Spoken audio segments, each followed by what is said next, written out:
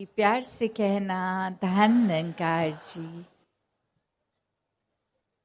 सभी ने मानवता के लिए संतों के वचन सत्संग में जो श्रवण किए, वो कोई नया संदेश नहीं, वो युगों युगों से भक्तों ने जो अपना जीवन जिया है और जीते जी अपने कर्मों से, अपने वचनों से जो संदेश दिया है, वही आज भी संदेश अलग अलग माध्यमों से एक दिया जा रहा था कि जीते जी अपने जीवन को संवार लें, इस परमात्मा को ब्रह्म ज्ञान द्वारा अपने जीवन में ले आएं, ताकि फिर एक जीवन भी एक वरदायनीय जीवन बनकर एक मानवीय गुणों से युक्त जीवन हो, एक बहुत ही सरल और सहज जीवन बन जाए। एक मनस्थिति और परिस्थिति की जो बात होती है कि परिस्थिति तो बदलती रहती है, पर मनस्थिति हमेशा एक जैसी ही हो, क्योंकि जिनके दिल में, जिनके मन में, जिनके हर पल में ये परमात्मा है, वो फिर परिस्थिति से नहीं अपने आप को बदलते, वो तो फिर थम गए। वो अपने मन को टिकाकर एक वो 24 घंटों की जो मेडिटेटिव स्टेट है कि कोई कार्य कर रहे हों, ध्यान परमात्मा में ही है। तो ऐसा जीवन संतों का रहा है और अभी भी इसी तरह जीने का संदेश। और वो संदेश क्यों? क्योंकि संत हमेशा एक जीवित इंसानों को ही ये दिया जाता है कि जीते जी इस परमात्मा की लगन लगा लो, जीते जी भक्त बन जाओ, वरना ये श्वासें जब खत्म होंगी तो भक्ति करने की संभवता भी खत्म है। तो हर कोई जो इस मनुष्य जीवन में आया है, उस परम ही एक सबसे पहले एक प्राथमिकता देते हुए जो एक काम करना है, वो अपनी आत्मा का नाता इस परमात्मा से जोड़ना है। तो कैसे ये संतों के सिखलाई पे हर कोई चलता जाए, और अगर ये सिखलाई नहीं रहती तो फिर बात यही है कि मन में एक भाव दूषित हो जाते हैं। परमात्मा जिस मन में नहीं है, जिस बुद्धि में नहीं है, तो वो बुद्धि, वो मति संतमति नहीं रहती। वो मन मुताबिक एक कर्म भी फिर लालच के, लोभ के, एक अपना ही फायदा देखते हुए, औरों का दिल दुखाते हुए ऐसे कर्म बन जाते हैं। फिर अपने आप को भी इंसान एक बहुत ही सुपीरियर मान लेता है, ऊंचा मान लेता है, अहंकार मन में रख के एक ऐसी सोच ले आता है कि हमसे ज़्यादा प्रथम और कोई नहीं। तो एक शायर ने भी जिस तरह लिखा कि घरों के बाहर नाम थे, नाम के आगे ओहदे थे, बहुत ढूंढा कोई इंसान न मिला।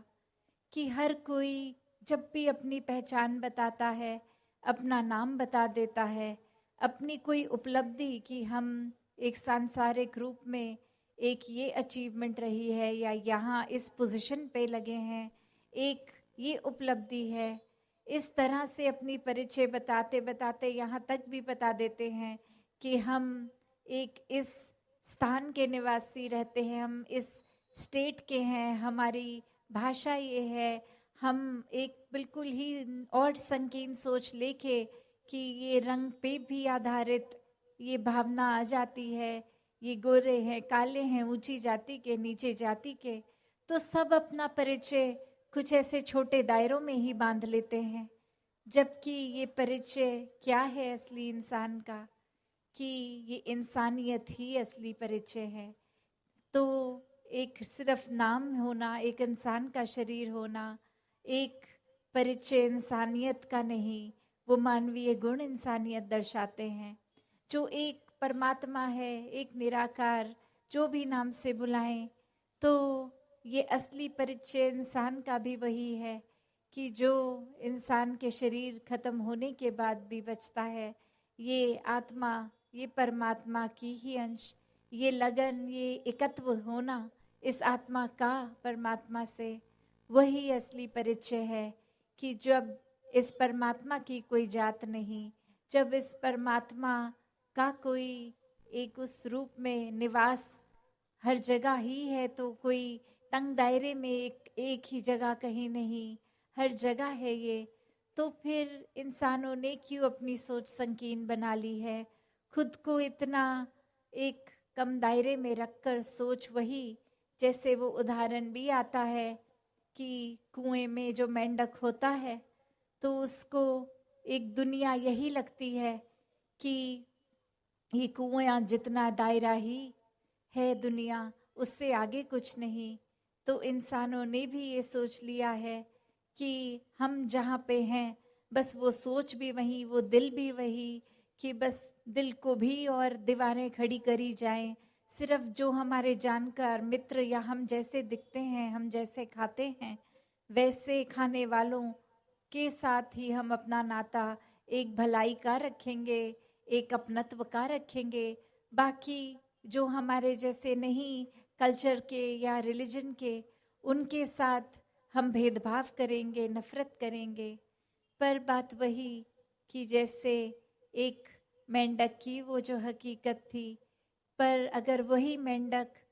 पहले उस कुएं में थोड़ी छलांग लगाए तो एक छोर से दूसरे छोर भी पहुंचेगा, और फिर एक समय बाद वो छलांग इतनी लग जाएगी कि वो कुएं से बाहर धरती पे, और चलते चलते वो फिर एक समय वो लिमिटेड कुएं का पानी नहीं, एक विशाल सागर के आगे भी वो मेंढक खड़ा होगा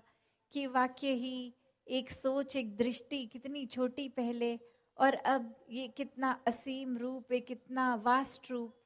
तो ऐसा ही इंसानों ने अपनी दिल में, बुद्धि में सोच बसानी है कि जब परमात्मा ही इतना विशाल है तो हम इतनी संकीर्ण सोच ना रखें, हम हर एक को अपनाएं, हर एक से प्यार करें। ये प्यार बनकर ही प्यार बांटना संभव है, और एक बार जब परमात्मा से प्यार है तो परमात्मा की बनाई हर रचना से प्यार है। फिर इस रचना में कोई भेदभाव नहीं, कोई नफरत नहीं। तो दासी और समय ना होने के कारण इन्हीं शब्दों से अब आज्ञा लेगी सात संगत जी, धन्यवाद जी।